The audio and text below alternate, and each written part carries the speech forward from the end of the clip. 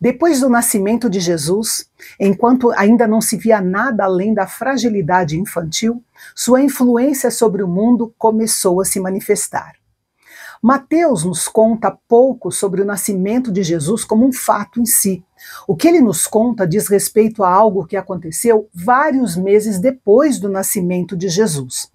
Jesus havia nascido em Belém, ou Efrata, o nome antigo dessa cidade, que era a terra natal de Davi, o grande rei de Israel e fundador da sua dinastia real. Belém era uma pequena cidade, cerca de 10 quilômetros ao sul de Jerusalém. Herodes, conhecido como Herodes o Grande, era o rei na época em que Jesus nasceu. E ele foi de fato grande como governante, construtor, administrador, grande na política, mas também na crueldade e na astúcia. Nessa época, chegaram a Jerusalém uns magos vindos do Oriente.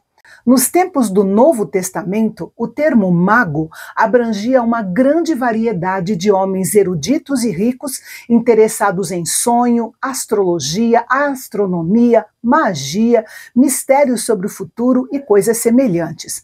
Não se pode afirmar que eles eram reis e nem que eram três. A viagem do Oriente, provavelmente da Pérsia ou da Babilônia, era longa e perigosa. Como eles eram pessoas de um status elevado, eles devem ter viajado em camelos com uma caravana de servos, guardas para proteção, presentes e suprimentos. A chegada deles em Jerusalém certamente não passou despercebida. Tudo indica que eles chegaram meses ou talvez um ano após o nascimento de Jesus. E como eles ficaram sabendo sobre o nascimento do Messias? Bem, provavelmente, séculos antes, essa classe de sábios teve seu primeiro contato com os judeus exilados na região da Pérsia e da Babilônia. Assim, ficaram conhecendo a promessa do Messias e, muito provavelmente, passaram a aguardar sua chegada. É interessante eles se referirem ao menino nascido como o rei dos judeus, porque um menino não nasce rei. Normalmente, eles são príncipes por um longo tempo antes de se tornarem rei. Mas Jesus já nasceu rei. Era um título inerente ao seu nascimento, e eles reconheceram isso. Os magos disseram que viram a estrela do rei dos judeus. Existem várias sugestões para a origem dessa estrela notável. Nós não sabemos se era uma estrela natural, com um brilho especial, ou se era uma estrela sobrenatural. Não sabemos se era visível para qualquer pessoa ou apenas para os magos. Mas, seja como for, é significativo que Deus tenha guiado aqueles astrônomos por meio de uma estrela. Os judeus acreditavam que o surgimento de uma nova estrela era um prenúncio do surgimento de um novo rei. E como a profecia indicava que o rei surgiria da Judéia, quando aquela estrela nova e extraordinária foi vista sobre aquela região, foi bastante natural para os magos concluírem que o rei dos judeus havia nascido ali. Ao chegarem na região, eles foram primeiro ao palácio do rei em Jerusalém, supondo que todos ali estariam cientes e entusiasmados com o nascimento do Messias, mas descobriram que esse não era o caso. O rei Herodes estava sempre atento contra ameaças ao seu reinado, inclusive dentro da sua própria família. Ele era um assassino implacável que mandava matar qualquer um que lhe fosse desleal. Herodes não era judeu, ele era edomita, descendente de Esaú, irmão de Jacó. Ele foi colocado no trono pelo poder romano. E como ele era odiado pelos judeus, ele fez melhorias magníficas no segundo templo para agradá-los, o que atenuou a rejeição dos judeus por ele. O fato de todo o povo de Jerusalém ficar alarmado junto com Herodes é significativo. O povo não sabia que tipo de explosão paranoica ele poderia ter ao saber que toda aquela comitiva estava à procura de um rei menino que seria o seu rival. A primeira vez que os principais sacerdotes e escribas, que eram os mestres da lei, ouviram falar de Jesus, foi através da convocação do rei. Quando Herodes perguntou onde nasceria o rei dos judeus, eles citaram a profecia de Miqueias, que dizia que o Messias nasceria em Belém e que seria o governante do povo de Israel. Eles entenderam corretamente as profecias, mas não mostraram interesse em encontrar o Messias.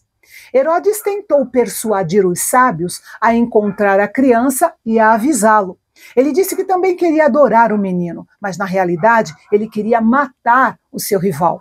Observe que os sábios não prometeram retornar a Herodes. Talvez eles tenham ficado receosos diante da reação de Herodes e das pessoas em Jerusalém.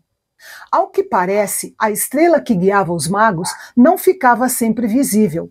Ao se dirigirem a Belém, ela reapareceu e continuou a guiá-los de uma forma mais específica e os conduziu até a casa onde Jesus estava.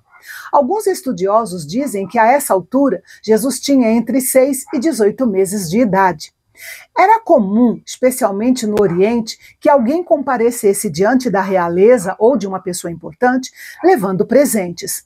Considerando que aqueles sábios acreditavam que o menino era o rei dos judeus, não é de se admirar que tenham oferecido presentes tão valiosos. Podemos dizer que o ouro representa a realeza, o incenso, a divindade, e a mirra, a morte. Contudo, é quase certo que aqueles sábios fizeram isso sem saber. Eles simplesmente queriam honrar o rei dos judeus. Aquele ouro deve ter sido muito útil para José nos meses seguintes. Ajudou-o a custear a viagem de ida e volta do Egito e sustentar sua família enquanto esteve lá. O Pai Celestial sabia quais seriam essas necessidades e as supriu antecipadamente. Deve ter sido uma cena curiosa ver aqueles homens tão importantes curvando-se diante de uma criança em adoração.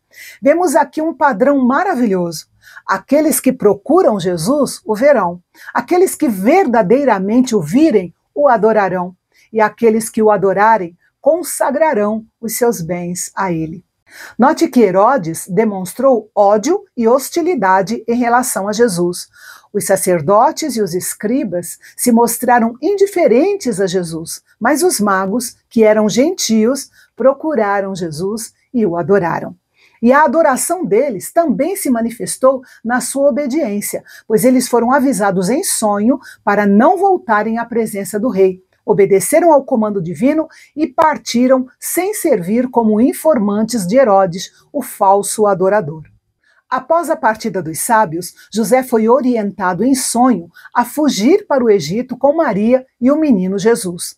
No Egito, havia uma grande comunidade judaica na época, de modo que não soou estranho para José que eles buscassem refúgio no Egito.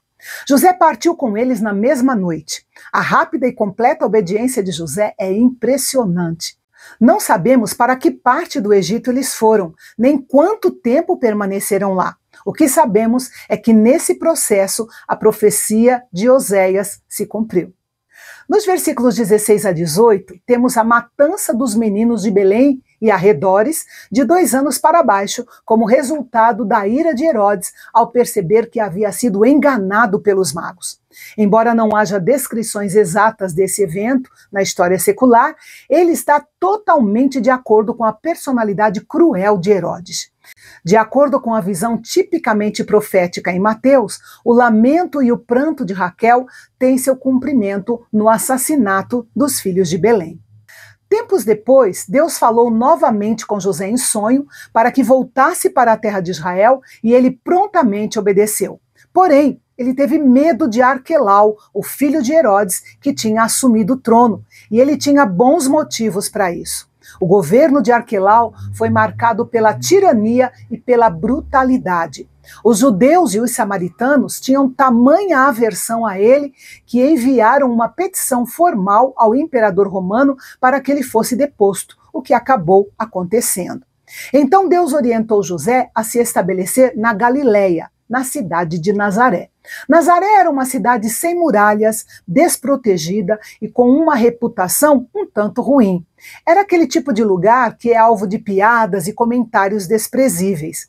Mas no plano de Deus Pai, o Messias cresceria nessa cidade e ficaria conhecido como Jesus de Nazaré, e seus seguidores seriam conhecidos como nazarenos. Foi ali que Jesus cresceu e permaneceu até a idade adulta, para que se cumprisse o que foi dito pelos profetas. Ele será chamado Nazareno.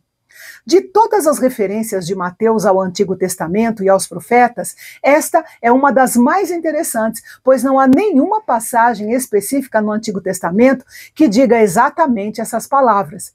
Isso sugere que não se trata de uma citação específica, mas do resumo de um tema de expectativa profética. O título Jesus de Nazaré era o modo mais comum de identificá-lo, pois o diferenciava dos outros homens chamados Jesus na época.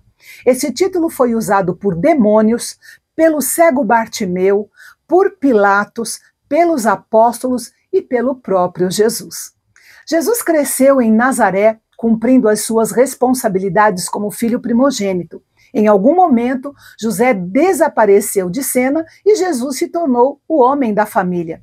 Exerceu seu ofício de carpinteiro, sustentou sua família e foi fiel a Deus antes de assumir formalmente o seu ministério público. Enquanto isso, uma figura polêmica, mas de extrema importância, entrou em cena. E é sobre ele que nós falaremos no nosso encontro de amanhã, aqui no Canal Bendito. Até lá!